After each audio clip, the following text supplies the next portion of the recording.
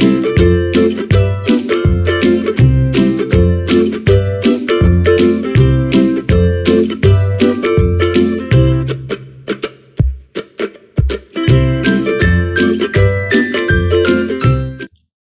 bismillahirrahmanirrahim. Assalamualaikum warahmatullahi wabarakatuh. Halo teman-teman, adik-adik para pembaca modul pembelajaran interaktif Mobilin, algoritma dan pemrograman dasar. Selamat datang kembali di channel Pak Coding, rumah para programmer pemula. Oke, pada video kali ini saya masih membahas mengenai user defined function. Namun, saya akan khusus membahas mengenai fungsi tanpa nilai balik dan tanpa parameter ya. Oke, jadi langsung saja masuk ke materinya. Jadi apa itu fungsi tanpa nilai balik dan tanpa parameter? Jadi fungsi tanpa nilai balik berarti bahwa fungsi tersebut tidak akan mengembalikan nilai pemrosesannya kepada perintah yang memanggilnya ya. Jadi saya ulangi sekali lagi bahwa fungsi tanpa nilai balik berarti bahwa fungsi tersebut tidak mengembalikan nilai hasil pemrosesan ya. Jadi satu fungsi itu kan tentu ada hasil pemrosesan di dalamnya ya. Ada suatu nilai yang menjadi hasil dari pemrosesan atau pengeksekusian seluruh baris perintah di dalamnya, dan nilai itu tidak dikembalikan kepada perintah pemanggil fungsi tersebut. Nah, sedangkan tanpa parameter berarti bahwa fungsi tersebut tidak membutuhkan argumen atau nilai tertentu yang dikirimkan melalui perintah pemanggilnya agar dapat menghasilkan suatu nilai. Jadi fungsi tanpa parameter ini ya tidak membutuhkan argumen. Artinya, fungsi ini dapat tetap mengolah data yang ada di dalam fungsinya tanpa membutuhkan argumen dari perintah yang memanggilnya ya. Jadi otomatis kalau tidak memiliki parameter, maka perintah pemanggilnya juga tentu tidak akan mengirim argumen ya. Jadi parameternya kosong. Nah, adapun sintaks dan contoh pendeklarasian dan pendefinisian fungsi tanpa nilai balik dan tanpa parameter adalah sebagai berikut. Nah, di sini dapat kita lihat bahwa eh, karena fungsinya tidak memberikan suatu nilai balik, maka tipe data dari fungsinya kita beri void. Ya, void digunakan untuk fungsi tanpa nilai balik. Void ini berarti kosong, artinya tidak ada nilai yang dikembalikan. Ya, jadi kalau suatu fungsi apapun jika tidak mengembalikan nilai, maka wajib untuk memberikan tipe void di depan nama fungsinya. Kalau fungsinya mengembalikan nilai, maka tipe dari fungsinya ini harus menyesuaikan tipe datanya dengan tipe data dari nilai yang akan dikembalikan. Kalau nilai yang akan dikembalikan adalah integer, maka tipe dari fungsinya adalah juga integer. Nah, namun karena di sini video ini kita khusus membahas mengenai fungsi tanpa nilai balik, berarti ya di sini sintaksnya adalah void ya. Jadi karena tidak memiliki nilai balik. Dan karena tidak memiliki nilai balik juga, maka tentunya pada baris perintah di badan fungsi yang didefinisikan ini tidak ada penggunaan keyword return. Kenapa? Karena ya memang tidak ada nilai yang perlu untuk dikembalikan. Nah, kemudian ini ada nama fungsi ya, silahkan berikan nama fungsi sesuai dengan aturan yang berlaku ya. Kemudian di sini ada parameter, tapi bagian parameter ini kosong, tidak ada parameternya ya, tidak ada parameter. Artinya fungsi ini nantinya tidak menunggu atau tidak menerima nilai dari perintah pemanggilnya juga. Oke, jadi ini dua ciri inti dari tipe fungsi yang tidak memiliki nilai balik, yaitu menggunakan void dan tidak menggunakan keyword return. Oke. Kemudian adapun contoh pendeklarasiannya, misalnya di sini saya sudah mendeklarasikan suatu fungsi bernama cetak 5 kali, ya. Nah, fungsi cetak 5 kali ini tidak mengembalikan nilai apapun. Oleh karena itu, di depan fungsi cetak ini saya memberikan tipe void, ya, tipe void. Nah, Di fungsi cetak 5 kali ini, jika fungsi ini dipanggil, maka akan tercetak string halo semua sebanyak 5 kali dengan menggunakan struktur perulangan for, ya. Oke, ya untuk teman-teman adik-adik yang masih belum memahami struktur perulangan for, silahkan simak video penjelasan saya yang membahas mengenai struktur perulangan for loop ya. Nah, intinya di sini di bagian for loop ini akan mengeksekusi perintah ini sebanyak 5 kali sehingga akan tercetak halo semua sebanyak 5 kali. Nah, kita lihat di sini juga bahwa outputnya itu langsung ditampilkan di fungsi pada layar ya. Tidak ada output yang dikembalikan kepada perintah pemanggilnya sehingga kalau Anda cari tentunya di sini tidak akan ada keyword return karena memang tidak ada nilai yang perlu dikembalikan. Nah, kemudian di sini karena tidak mengembalikan nilai maka tentunya di sini tipenya void. Nah, kita lihat juga di sini tidak ada parameter ya. Tidak ada parameter yang diperlukan sehingga ya kosong saja seperti ini.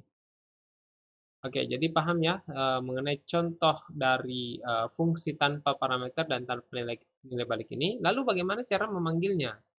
Nah, adapun sintaks untuk pemanggilan fungsi ini adalah ya cukup dengan nama fungsi dan yaitu saja buka tutup kurung ini dikosongkan dan titik koma selesai.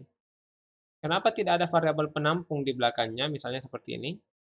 Karena fungsi ini tidak memberikan nilai balik sehingga kita tidak perlu untuk mendeklarasikan variabel penampung. Nah, sedangkan di bagian parameter karena fungsinya tidak memiliki parameter maka ya tentu ini dikosongkan.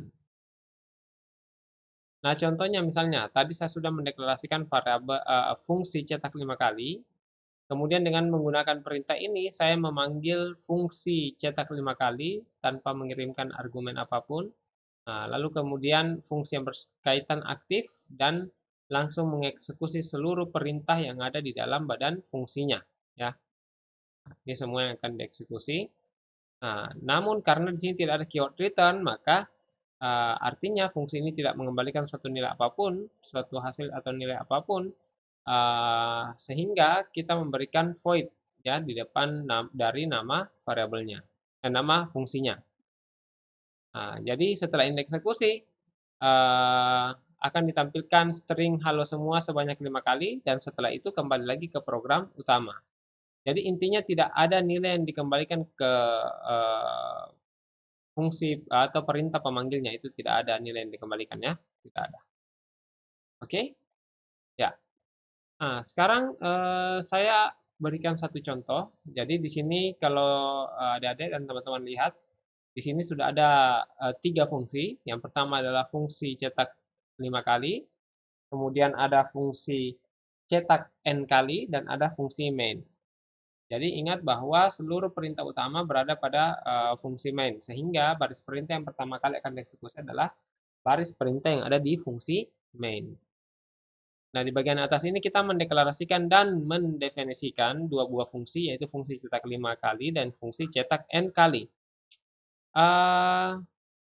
Karena kita mendeklarasikan dan mendefinisikan fungsi ini di atas fungsi main, maka kita tidak perlu membuatkan prototipenya ya. Prototipenya, ingat kembali materi mengenai ini ya, fungsi buatan, sintaks fungsi buatan. Oke, sekarang kita lihat di baris 17.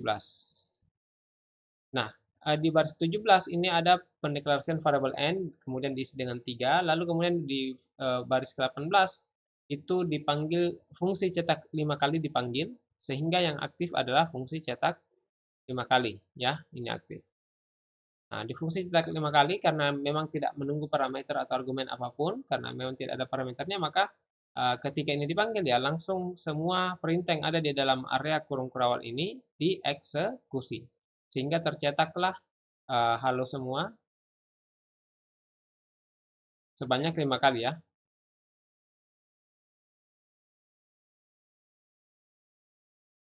Oke, sebanyak 5 kali. Nah, lalu setelah ini dieksekusi, proses pengeksekusian kembali ke program utama, lalu dilanjutkan ke bawah. Ya, setelah ini dicetak 5 kali, diberikan spasi ya, 1 kali, lalu kemudian cetak n kali. Nah, di sini n-nya sama dengan 3. Nah, karena yang dipanggil adalah cetak n kali, maka yang aktif adalah fungsi cetak N kali, di mana nilai variabel N yang merupakan 3 itu akan diterima oleh parameter N yang ada di fungsi cetak N kali.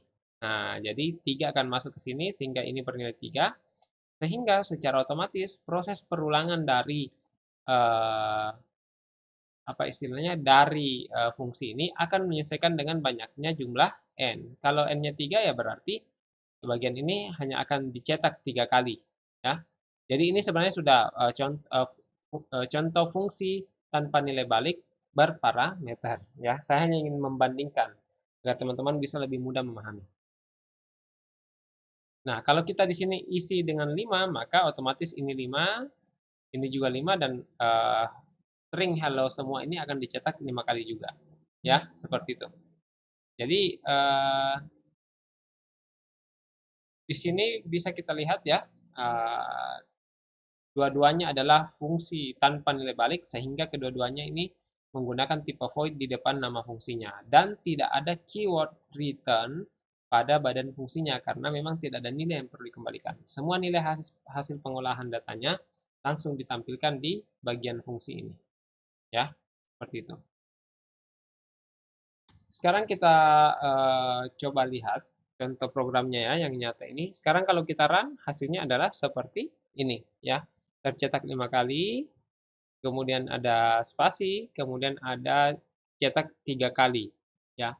Ini diperoleh, yang cetak 5 kali diperoleh dari pemanggilan fungsi cetak 5 kali yang ini, yang lalu kemudian ketika fungsinya dieksekusi, dia langsung menampilkan outputnya pada layar. Nah, setelah dicetak 5 kali, barulah dia kembali ke baris ke-18, lanjut ke cout and line. Nah, perintah inilah yang mengakibatkan adanya, apa istilahnya, adanya, maaf, adanya spasi ya, adanya spasi di antara kedua output ini ya. Nah, sehingga di sini misalnya kita akan berikan nilai 10 ya, maka yang tercetak adalah 10. Tercetak adalah 10. 2, 3, 4, 5, 6, 7, 8, 9, 10. Ya kan? Yang di atas tetap 5 karena memang sudah disetting default 5. Tapi karena fungsi yang di bawah ini punya parameter, sehingga kita memanfaatkan parameternya untuk mengatur seberapa banyak string itu ditampilkan. Ya. Nah, setelah ini selesai dieksekusi, program kembali ke sini, ya, lalu kemudian programnya selesai. Oke? Ya. Jadi sekali lagi saya ingatkan bahwa kalau fungsinya tidak memberikan suatu nilai balik, maka otomatis tipe dari fungsinya adalah void, dan kalau tidak mengembalikan nilai tentu tidak ada keyword return di dalam dari badan fungsi tersebut. Ya, nah memang tidak ada nilai yang perlu dikembalikan. Oke? Ya, jadi saya rasa itu ya yang bisa saya jelaskan mengenai fungsi tanpa nilai balik dan tanpa parameter ini. Semoga apa yang saya jelaskan dapat mudah dipahami dan dimengerti dan bermanfaat tentunya untuk teman-teman di masa akan datang. Jika ada pertanyaan ataupun ada hal yang kurang dipahami, silahkan tanyakan di kolom komentar. Terima kasih telah menyimak video penjelasan saya. Saya akhiri. Wabillahi taufiq wal hidayah. Wassalamualaikum warahmatullahi wabarakatuh.